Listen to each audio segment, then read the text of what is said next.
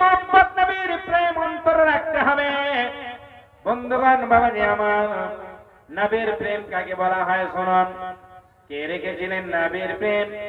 নবী পাক গুলে মদিনা শাহনশাহ মদিনার রাস্তা দিয়ে হেঁটে চলে যায়, আর দেখতে পায় জঙ্গলের মাঝে, জঙ্গলের পাশে একটা হরিণ বাঁধা আছে। হরিণ, এই হরিণ যখন বাঁধা, ওই সময় আমার নবী রাস্তা দিয়ে চলে যায়। হরিণটি বুঝতে পেরেছে ইনি রাহমাতুল লিল আলামিন, ইনি হলেন তাহ ইয়াসিন মুদাসসির মুজাম্মিল, ইনি আল্লাহর নবী গো। নিজের ভাষায় বলেন আসসালামু আলাইকা ইয়া রাসূলুল্লাহ, আসসালামু আলাইকা ইয়া হাবিবাল্লাহ। আচ্ছা বলুন তো, আপনি কি হরিণের ভাষা বুঝতে পারবেন? গরুর ভাষা, ছাগলের ভাষা?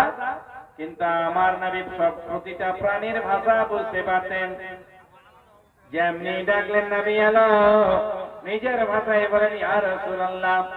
আজ থেকে 2 দিন হয়ে গেল অথবা 3 দিন হয়ে গেল আমি শিকারীর জালে ফেসে গেছি, আমাকে শিকারী আবদ্ধ করে রেখে দিয়েছে, কিন্তু আমার 2টি কচি বাচ্চা ক্ষুধার তাড়নায়, ক্ষুধার যন্ত্রণায় ছটফট ছটফট করছে। ইয়া রাসূলুল্লাহ, ইয়া হাবিবাল্লাহ, আপনি যদি আমাকে সময়কের জন্য ছেড়ে দিতেন, আমি আমার বাচ্চা দুটোকে দুগ্ধ পান করিয়া আবার ফেরত হয়ে আসতাম। কনফিডেন্স কত!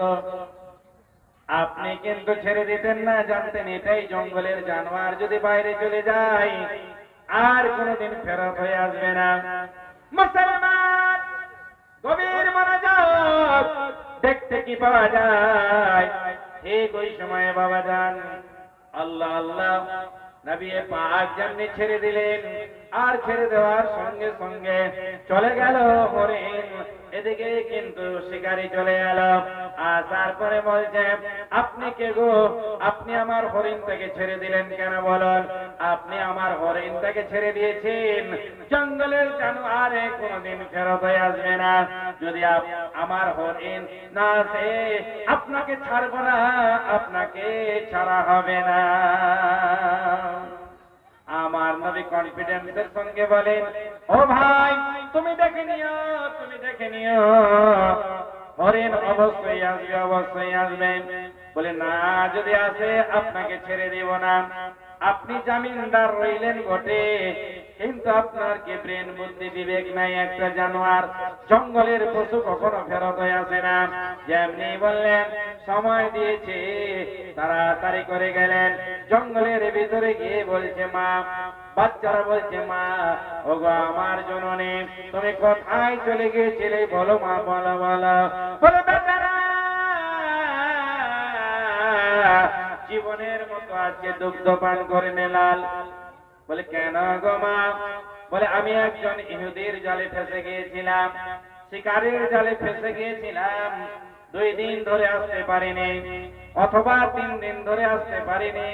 মতনৈক্য আছে, কেউ বলেছেন 3 দিন, কেউ বলেছে 2 দিন।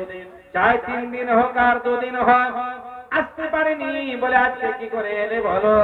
বলতে লাগলেন, ও বেটারা শুনে নাও, ওই রাস্তা দিয়ে আমার নবী রাহমাতুল লিল আলামিন যাচ্ছিল, তাহ ইয়াসিন যাচ্ছিল, মুদাসসির মুজাম্মিল যাচ্ছিলেন।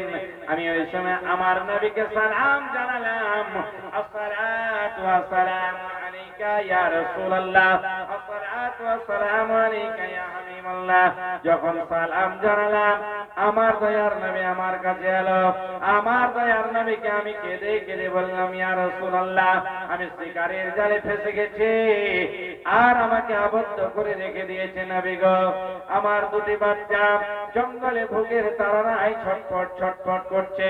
আমি তো মা, আমার ভিতরটা কেমন হয়ে গেছে, দয়া করে যদি আপনি ছেড়ে দিতেন, আমি গিয়ে আমার বাচ্চাটাকে দুগ্ধ পানে করিয়ে ফেরত আসবো। বলে মা, নবী কি ওই জায়গাতে আছে? বলে নবী আমার জন্য জামিন রয়ে গেছে, যতক্ষণ পর্যন্ত আমি যাব না আমার নবীকে ওই জায়গা থেকে ছাড়বে না। যেমনি বললেন বাচ্চা দুটোর মহব্বত দেখুন, ভালোবাসা দেখুন। দুগ্ধ পান করতে চলেছিল, শর্ট করে বলে দিলেন মা, না না না, তোমার দুগ্ধ পান করব না। কারণ যার জন্য কুলকায়নাত সৃষ্টি হয়েছে, যার জন্য আসমান ও জমিন, পাহাড় পর্বত নদ নদী তৈরি হয়েছে, সেই নবীকে তুমি জামিন রেখে এসেছো, আমাদের জন্য দুধ পান করা ঠিক হবে না। ও জননী, চলো চলো চলো যাই।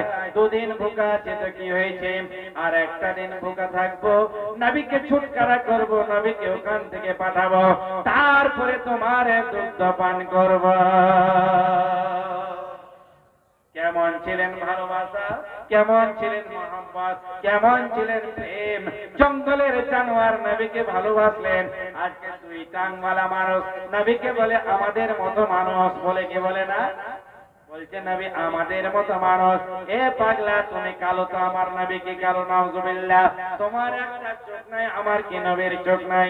বন্ধুগণ, তুমি ল্যাংড়া, আমার নবীকে ল্যাংড়া নয়। আমার নবী বলেন কাদ জাআকুম মিনাল্লাহি নূরুন ওয়া কিতাবুম মুবিন। নবী আমার নূর আলা নূর। নবীর তুলনা কারোর সঙ্গে করা হয় না। খুব গভীর মনোযোগ দিয়ে শুনবেন। ওই সময় ইহুদি বলেন, শিকারী বলেন, তুমি টাইম দিয়েছিলে, এখনো টাইমের মধ্যে আসে না। যদি না আসে, আপনাকে ছাড়া হবে না, হবে না। আমার নবী বলেন আসবেই, আসবেই।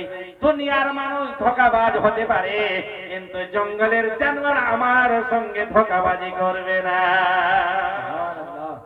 বন্ধুগণ, বাবাজি আমার, ঠিক ওই সময় হঠাৎ করে দেখতে পাওয়া যায় রাস্তাটা ধুলোয় অন্ধকার হয়ে গেছে।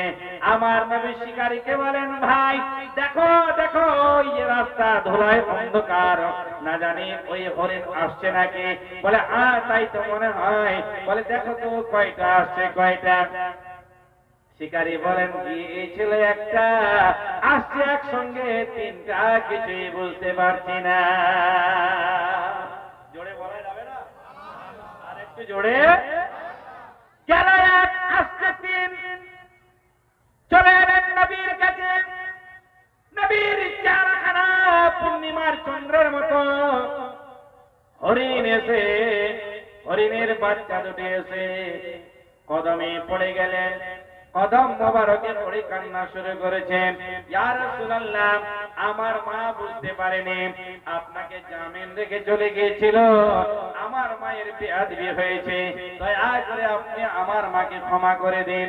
ইয়া রাসূলুল্লাহ, ইয়া হাবিবাল্লাহ, ইয়া নবী আল্লাহ, আমার মা আমাদের মায়ায় পড়ে, অথচ জানে না লা ইউমিনু আহাদুকুম হাত্তা আকুনা আহাব্বা ইলাই মিন ওয়ালিদিহি ওয়া ওয়ালাদিহি ওয়ান নাস আজমাইন।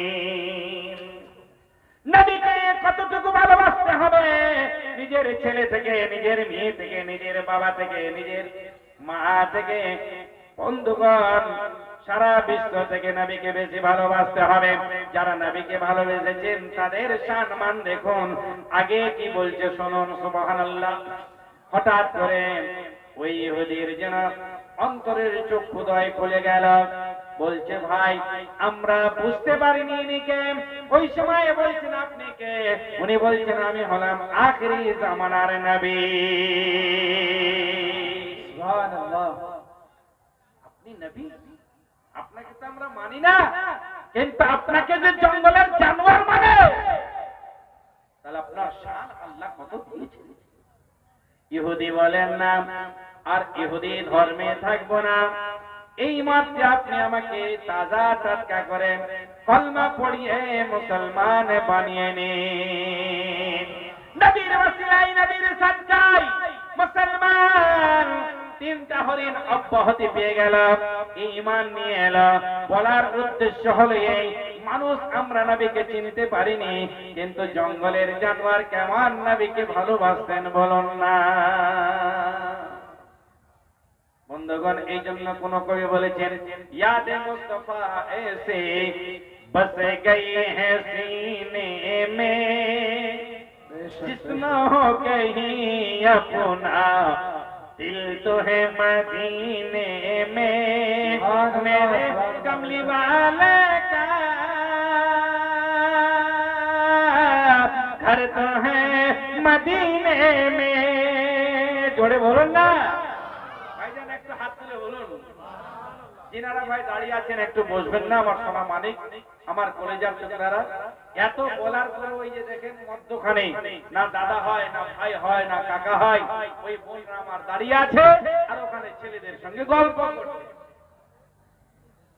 মলবি বলতে বলতে বলতে মুখটা টাড়া হয়ে গেল। মানে মলবির নাম রেখেছে পাকাউল্লাহ আর আপনি সানাউল্লাহ। একটা আমলের দুনিয়াতে নাই। গোটা রাত ওয়াজ শুনলো, ফজরের নামাজ পড়ে না, লাভটা কি হলো? গোটা রাত ওয়াজ শুনে আর ফজরের নামাজ গায়েব, লাভ আছে? মোহাব্বত এর নাম বুঝতে পারছেন? কবি বলছিলাম, मेरे कमली वाले का शान ही निराले है। কি বলছিলাম? मेरे कमली वाले का घर तो है मदीने में, हम मगर ओ रहते हैं। जोरे बोलो ना, मगर ओ रहते हैं मोमिनों के सीने में, चांद की तरह उनको हम कहें तो मुजरिम है। बेशक बेशक, वाह वाह, आवाज আমার নাই দাদা, খালি চলছে আর কি পেট্রোলের মতো। ওই যে ওদিকে একদম শায়রে ইসলাম, এদিকে শায়রে ইসলাম, শায়রে ইসলাম আপনাদের দিকে খুব আল্লাহর রহমতে, है ना? चांद की तरह उनको हम कहें तो मुजरिम है, क्योंकि उनकी चौखटों पर, क्योंकि उनकी चौखटों पर चांद खुद सवाले हैं। ऐसे बस गए हैं सीने में, जिस्म हो कहीं अपना, दिल तो है मदीने में। আগেকার খরচগুলোই আলাদা, এমন খরচ ছিল, সুর ছিল, মুগ্ধ হয়ে যেত লোক। আজমল সুলতানপুরের একটা এই কালাম আমার মনে নেই সম্পূর্ণটা, প্রথমটা আছে, জাগো যায় মুসলমান সবেরা হুয়া, जागो जाए मुसलमान सवेरा हुआ, दूर सारे जहां से अंधेरा हुआ।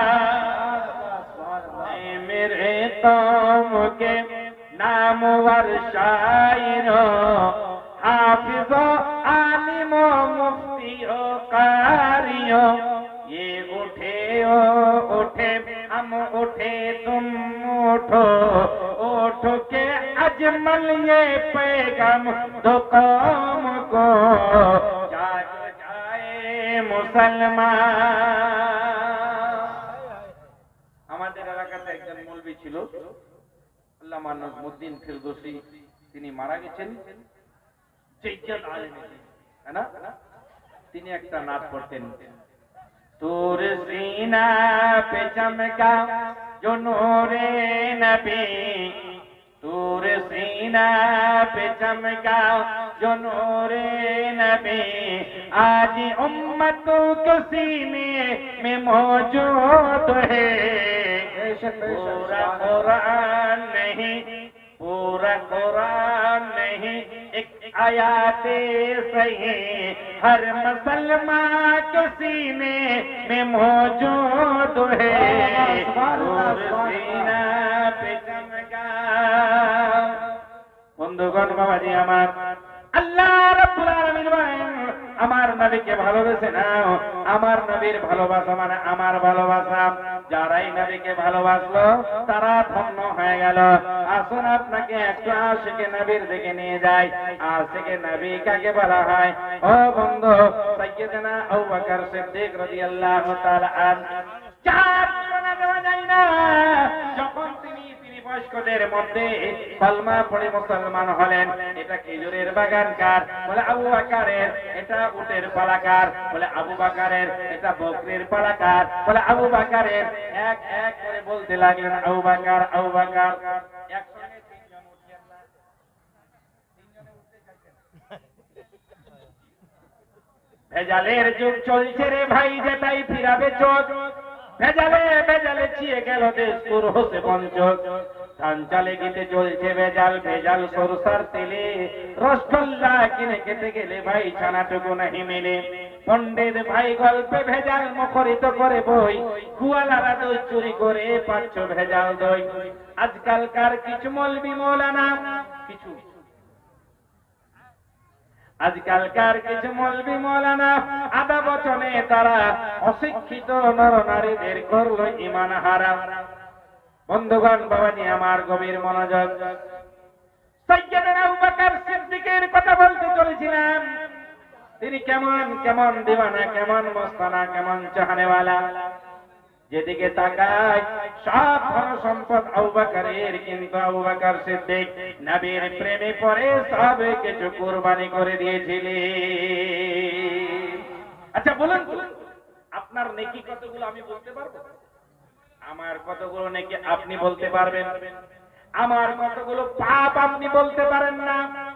আপনার কতগুলো পাপ আমি বলতে পারি না, কিন্তু আমার নবী সেটা বলে দিতে পারে। পারে কি পারে না? আমার নবী সেটা বলে দিতে পারে। গভীর মনোযোগ। মুসলমান বলতে কিন্তু ভালো লাগছে, কিন্তু মাহফিলটা আপনারা এত কেন ডেঞ্জার করে দিলেন? চাপ ঠান্ডা দিয়েছি, আপনার পকেট মারি করি নাই।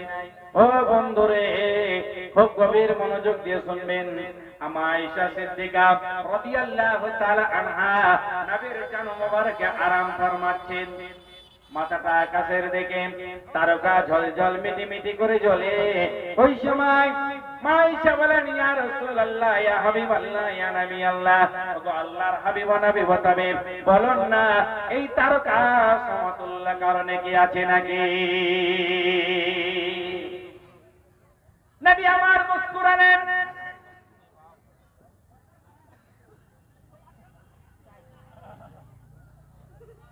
নবী আমার মুস্কুরালেন। মা আয়েশা বলেন, যখন নবী মুস্কুরাতেন, নবী পাকের দুইটি দাঁতের মধ্যস্থল দাঁত মোবারক ফাঁকা ছিল। অনেক মানুষের এটা ফাঁকা থাকে না? থাকে না? আপনি মাদারের জন্য বোধ উঠান, নবীর চেহারা মোবারক কেমন তাও পাবেন। আপনি মাদারের জন্য বোধ উঠান, নবীর চুল মোবারক কেমন তাও পাবেন। নবীর নাক মোবারক কেমন তাও পাবেন। নবীর দাড়ি মোবারক কেমন ছিল তা পাবেন। একটা মশলার কথা শুনুন, আপনার হাতকে আমি হাত বলে ছেড়ে দিলে কোনো বেয়াদবি নাই, কিন্তু নবীর হাতকে হাত বলা যাবে না, হাত মোবারক বলতে হবে।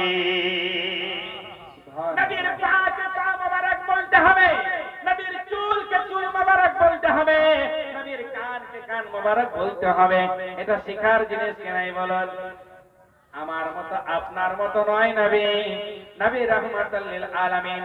মা আয়েশা বলেন, আমার নবীকে যখন প্রশ্ন করলাম, ইয়া রাসূলুল্লাহ, ইয়া হাবিবাল্লাহ, ইয়া নবী আল্লাহ, ওগো আল্লাহর হাবিব ও নবী বলতে, এই তারকা সমতুল্য কারণে কি আছে নাকি? ওই সময় আমার নবী মুস্কুরিয়ে বলেন, আর যেমনি মুস্কুরালেন, নূরের আলোগুলো আকাশের দিকে বের হয়ে চলে গেল। সুবহানাল্লাহ। নবী যখন মুস্কুরাতেন, নবী হাসতেন না আমাদের মতো কাহাকা লাগে। নবী যখন মুস্কুরাতেন, ওই সময় নূরের আলোগুলো বের হয়ে চলে গেল। মুসলমান খুব গভীর মনোযোগ। ওই সময় আমার নবী বলেন, হ্যাঁ আয়েশা আছে। কার আছে ইয়া রাসূলুল্লাহ? বলে সাইয়্যিদনা ওমর ফারুকের এতগুলো নেকি আছে। কার? সাইয়্যিদনা ওমর ফারুক রাদিয়াল্লাহু তাআলা আনহু, তিনার এতগুলো নেকি আছে। যেমনি বললেন মা আয়েশা চিন্তায় পড়ে গেলেন, ওমরের যদি এত নেকি হয়, তাহলে আমার বাবার নেকি কি কম পড়ে যাবে নাকি? আমার বাবার নেকি কি কম, আমার বাবার নেকি কি কম, এটাই ভাবছেন। আমার নবী বলেন, আয়েশা তুমি কি যেন চিন্তা করছো বলো। বলে, না ইয়া রাসূলুল্লাহ, আমার মনে প্রশ্ন জেগেছে। বলে, বলো বলো আয়েশা। বলে, ইয়া রাসূলুল্লাহ, ওমরের যদি এতগুলো নেকি হয়, তাহলে আমার বাবার নেকি কি কম আছে নাকি? নবী বলেন, আমার আয়েশা শুনে নাও, ওমরের যতগুলো নেকি যদি এক পাল্লায় রাখা যায়, আর আমার আবু বকরের একটা নেকি যদি এক পাল্লায় রাখা যায়, আমার আবু বকরের একটা নেকি ভারী হয়ে যাবে। সুবহানাল্লাহ, সুবহানাল্লাহ। বলে, কেমন করে ইয়া রাসূলুল্লাহ? এবার নবী আমার শোনাতে শুরু করলেন, ও আয়েশা শুনে নাও, তুমি জানো না জানো না, আমি যদি বিস্তারিত আলোচনা করতে যাই সময় লেগে যাবে। ওই সময় বলতে লাগলেন, ওরে আয়েশা, এক সময় আমি একদিন বসেছিলাম, আর হঠাৎ করে আমার আবু বকর আমার পাশে এসে বলেন, আসসালাতু আসসালামু আলাইকা ইয়া রাসূলুল্লাহ, আসসালাতু আসসালামু আলাইকা ইয়া হাবিবাল্লাহ। ওই সময় আমার চোখে জল, চোখ দুটো লাল হয়েছিল। আমি সালাম জানালাম, সালামের উত্তর তো দিলাম। আবু বকর বলেন, ইয়া রাসূলুল্লাহ, আপনার দরবারে যতবার এসেছি আপনার মুখে আমি মুস্কুরাহাট পেয়েছি, সালামের উত্তর পেয়েছি, কিন্তু আপনি আমার দিকে রহমতের নজরে তাকাতেন। আজকেও তাকিয়েছেন, কিন্তু আজকে আপনার চেহারাটা কেমন আলাদা হয়ে গেছে, আপনার চোখ দুটো লাল হয়ে গেছে। সঙ্গে সঙ্গে আমার নবী বলেন, আবু বকর নিজের জায়গায় বসো। বলে, ইয়া রাসূলুল্লাহ, একবার বলুন না কারণটা কি? যখন বলতে লাগলেন, ঠিক ওই সময় বলতে লেগেছে, হ্যাঁ হ্যাঁ, আমার একটি কথা মনে পড়েছে। বলে, কি মনে পড়েছে? বলে, ওরে আমার আবু বকর, একদিন আমি মক্কাবাসীর অত্যাচারে এই মক্কাকে ছেড়ে মদিনায় চলে যাব, হিজরত করতে হবে। ওই দিনটা আমি নবী দেখতে পাচ্ছি। জোরে বলুন না সুবহানাল্লাহ। যেমনি বললেন, বলার সঙ্গে সঙ্গে বলে, ইয়া রাসূলুল্লাহ, আর কি আছেন? বলে, ওরে আমার আবু বকর, যেদিন আমি কুফফারদের অত্যাচারে মক্কা ছেড়ে মদিনাতে যাব রে, ওই দিন রাতের বেলায় আমি তোমার বাড়িতে যাব, তোমাকে সঙ্গী করে নিয়ে আমি মক্কা থেকে মদিনায় যাব, মদিনায় যাব। বন্ধুগণ, বাবাজি আমার,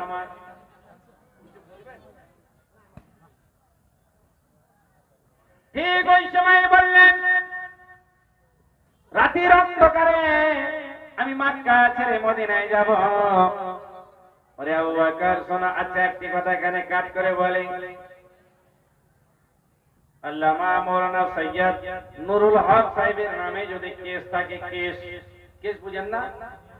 যদি পুলিশ উনার বাড়িতে প্রতিদিন আসা যাওয়া করে, আর আমাকে যদি বলে, মাওলানা ইয়াকুব, আমার বাড়িতে রাত আপনি কাটাবেন, আর আমি একটু লুকিয়ে থাকবো কারো বাড়িতে, দেখা গেল আমি বলবো, না না না, আমি আপনার বাড়িতে থাকতে পারবো না। আপনার মুখ দাড়ি আমার মুখ দাড়ি, আপনারও চেহারা আমার চেহারা, পুলিশ জানে না কার নাম নুরুল হক, সৈয়দ নুরুল হক, কার নাম ইয়াকুব আলী। আপনার জায়গাতে আমাকে উঠিয়ে নিয়ে থানাতে নিয়ে চলে যাবে, থাকবো কি? কোনদিন ইনার জন্য আমি থাকবো না। কিন্তু ওই রাত্রিতে আমার নবী বলেন, আইনাল আলী, আলী তুমি কোথায় আছো? আমার কাছে আসো। হযরত আলী ঈশ্বরের কথা তিনি এলেন। আসার পরে বন্ধুগণ, বাবাজি আমার নবী বলে, আলী রে, তুমি আমার বিছানায় আরামের সঙ্গে ঘুমিয়ে যাও। যে আলী একটা রাত্রি ইবাদতের মাধ্যম ছাড়া কাটতো না, ইবাদতের মাধ্যমে কাটতো। সেই আলী বলছেন, যার ওসিলায় আমি নামাজ পেয়েছি, যার সাদকায় রোজা পেয়েছি, যার সাদকায় হজ পেয়েছি, যার সাদকায় কুল কায়নাত পেয়েছি, আজকে নবীর কথাটা মেনে না আমার জন্য ইবাদতে গণ্য হয়ে যাবে। জোরে বলুন না সুবহানাল্লাহ। ইবাদতে গণ্য হবে। বন্ধু, হযরত আলী কালা চাদরখানা নিয়ে ঘুমিয়ে গেলেন, আর রাতের অন্ধকারে নবীর বাড়িটা ঘেরা হলো। আর যখন ঘেরা হলো, ওই সময় আমার নবী কয়েকটা ধুলোবালি উঠিয়ে, কয়েকটা পাথর উঠিয়ে, কয়েকটা কোরআন শরীফের সূরা তেলাওয়াত করার পরে ছিটিয়ে দিলেন, আর যেমনি ছিটিয়ে দিলেন তিনারা দেখতে পেলেন না আমার নবী রাতের বেলায় অন্ধকারে চললেন আবু বকরের বাড়িতে। জোরে বলা যাবে না?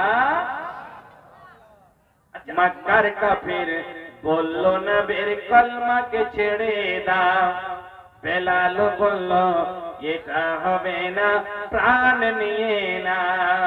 কলমা পড়বে বাদ মরণে, কলমা পড়বে বাদ মরণে, রক্তের এক এক ধারা আমার জীবনে এলো রে ভীষণ তুফানের ধারা, এ আমিনার প্যারা। জোরে বলুন না, আর একটু জোরে। আমার জীবনে এলো রে ভীষণ তুফানের ধারা, এ আমিনার প্যারা। আমার ছাগল কে ধরেছ এক্ষুনি ছেড়ে দাও, আমার ছাগল কে ধরেছ এক্ষুনি ছেড়ে দাও। বাঘেরা সালাম জানিয়ে বলল এ হালিমার প্যারা। আকা একটু দেখিয়ে দাও, আকা একটু দেখিয়ে দাও, আকা একটু দেখিয়ে দাও, চেহারা প্যারা প্যারা। আমার জীবনে এলো রে ভীষণ তুফানের ধারা, এ আমিনার প্যারা। জোরে বলা যাবে না?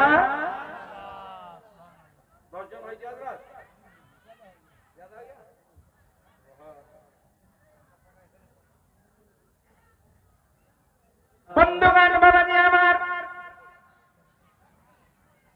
গভীর মনোযোগ।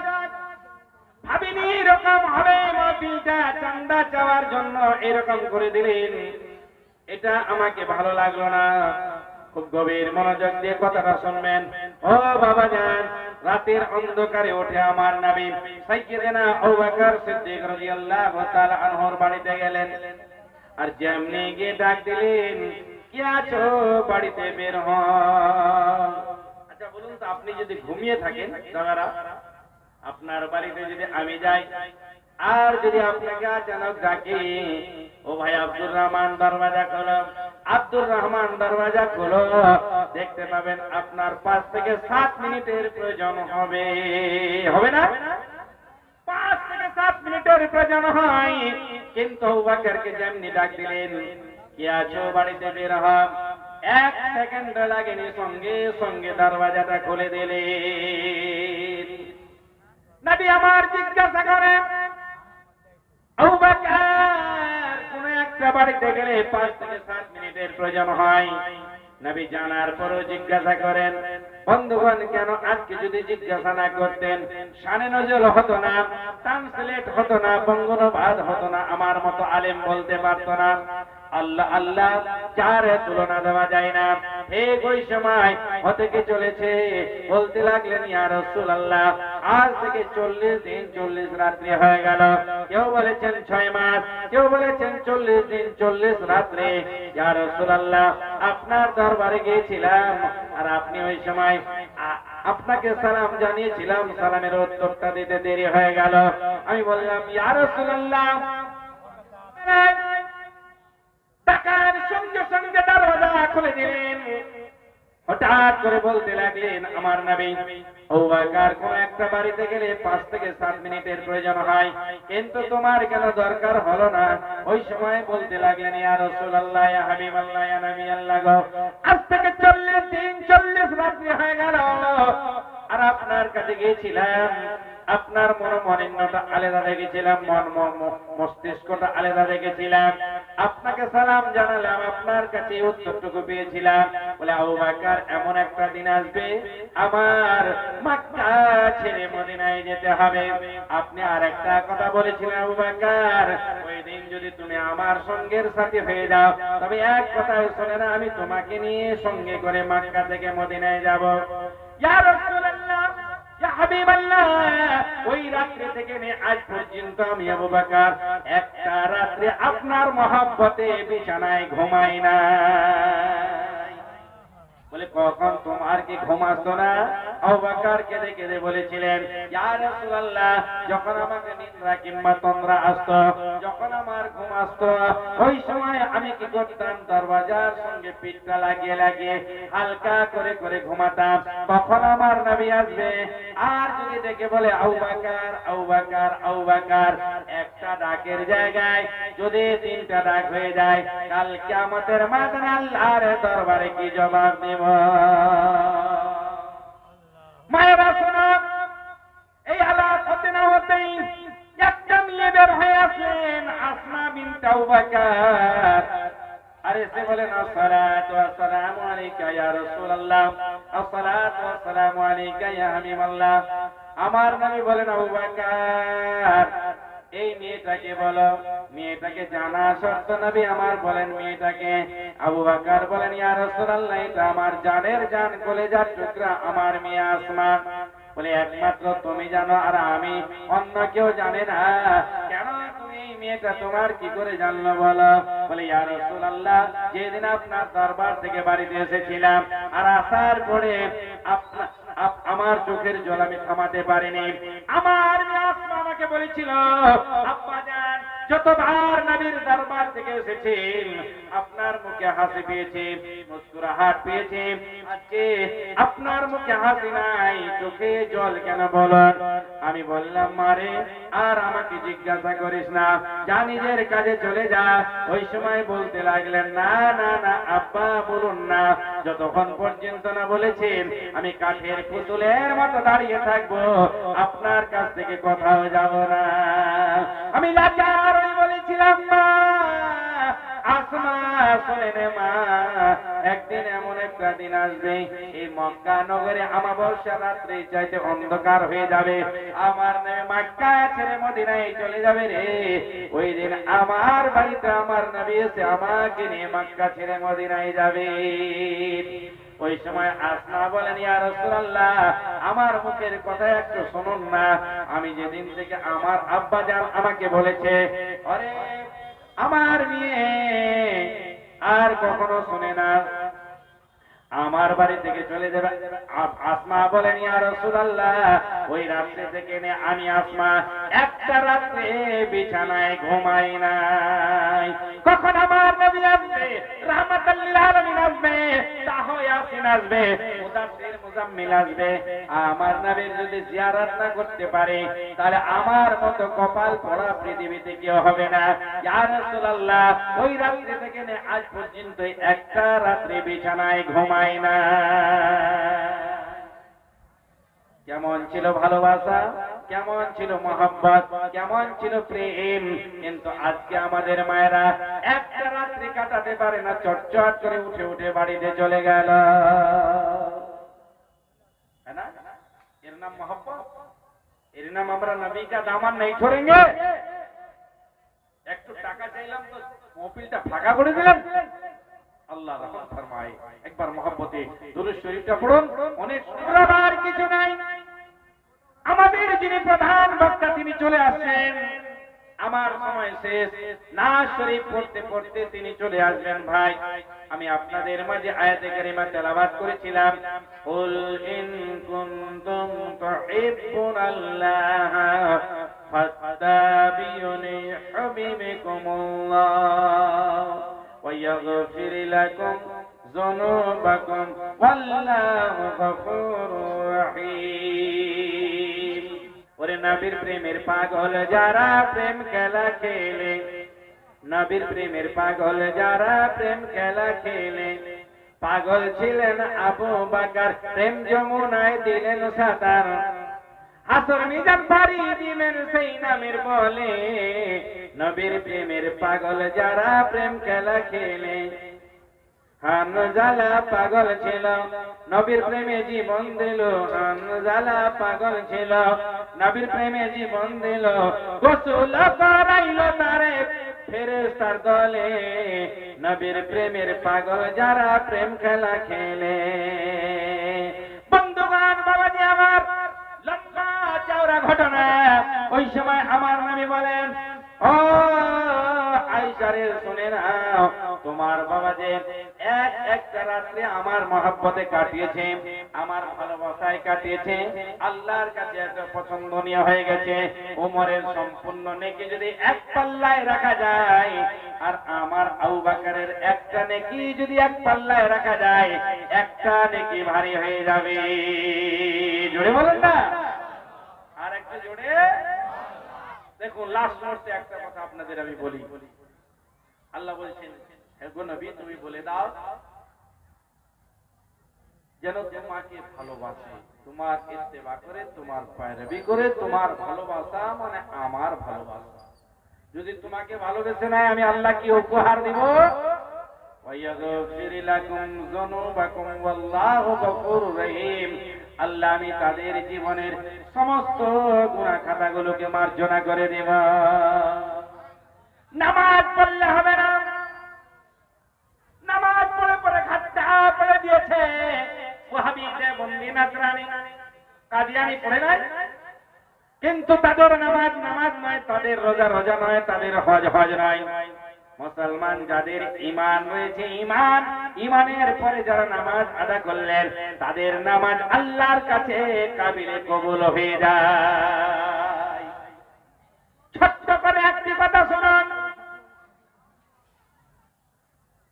একজন নবীর প্রেমিক ছিলেন, যার নাম ছিল বাহলুল দানা রাহমাতুল্লাহ আলাইহি। বাহলুল দানা নাম শুনেছেন? একজন আল্লাহর ওলি, নবীর প্রেমিক। তিনি একবার কবরস্থানে বসে আছেন, আর কবরস্থানবাসীদের সঙ্গে দোস্তি করছেন। তেনার একজন সঙ্গের সাথী বলেন, ওরে বাহলুল, ও ভাই তুমি এখানে কি করছো, কার সঙ্গে দোস্তি করছো? উনি বললেন, আমি কবরস্থানবাসীদের সঙ্গে দোস্তি করছি, ভালোবাসা করছি। বলে এতগুলো লোক পৃথিবীতে আছে, এদের সঙ্গে ভালোবাসা নাই, তুই ওর সঙ্গে ভালোবাসা?